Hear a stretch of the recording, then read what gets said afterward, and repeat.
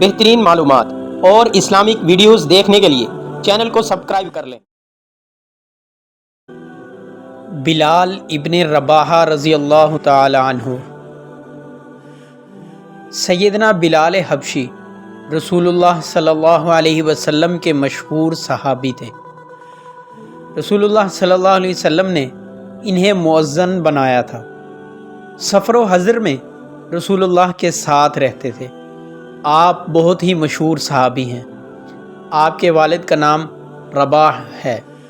آپ حبشہ کے رہنے والے تھے اور مکہ مکرمہ میں ایک کافر امیہ بن خلف کے غلام تھے۔ اسی حال میں مسلمان ہو گئے۔ امیہ بن خلف نے آپ کو بہت ستایا اور آپ پر بڑے بڑے ظلم و ستم کے پہاڑ توڑے، مگر آپ رضی اللہ تعالیٰ عنہ پہاڑ کی طرح اسلام پر ڈٹے رہے۔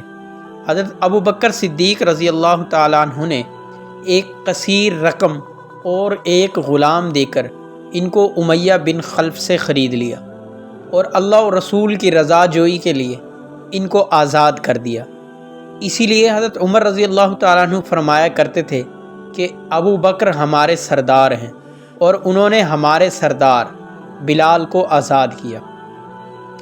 خدا کی شان کے جنگ بدر میں امیہ بن خلف کو حضرت بلال رضی اللہ تعالیٰ عنہ نے ہی چند انصاریوں کی مدد سے قتل کیا۔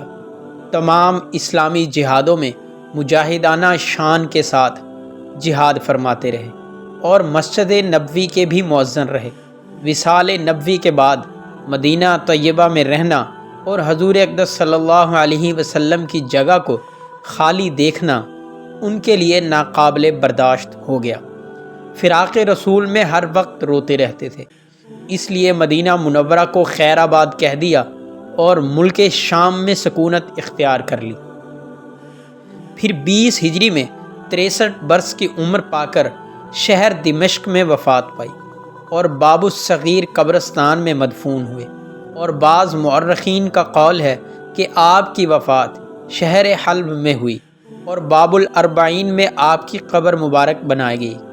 واللہ اعلم بالصواب۔ حضرت بلال رضی اللہ تعالیٰ عنہ کی جو ذاتی حالت تھی، اس کے لحاظ سے وہ اور بھی اس ناموس جفاکش کے شکار ہوئے۔ گونا گو مصائب اور طرح طرح کے مظالم سے ان کے استقلال اور استقامت کی آزمائش ہوئی۔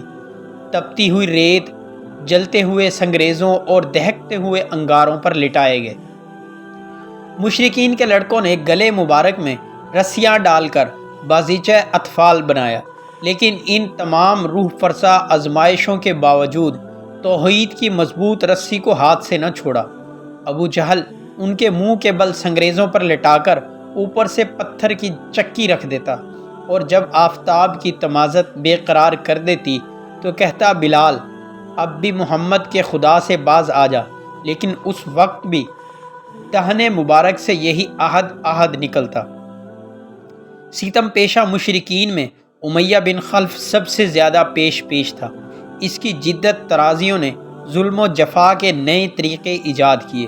وہ ان کو طرح طرح سے اذیتیں پہنچاتا، کبھی گائے کی کھال میں لپیٹتا، کبھی لوہے کی زرہ پہنا کر جلتی ہوئی دھوپ میں بٹھاتا اور کہتا، تمہارا خدا لات اور عزا ہے، لیکن اس وارفتہ توحید کی زبان سے احد کے سوا اور کوئی کلمہ نہ نکلتا۔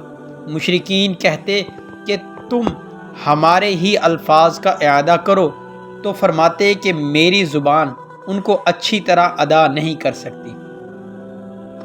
حضرت بلال رضی اللہ تعالیٰ عنہ ایک روز حسب معمول وادی بطحا میں مشق ستم بنائے جا رہے تھے کہ حضرت ابو بکر صدیق اس طرف سے گزرے تو یہ عبرتناک منظر دیکھ کر دل بھر آیا اور ایک گراں قدر نقد رقم معاوضہ دے کر آزاد کرایا۔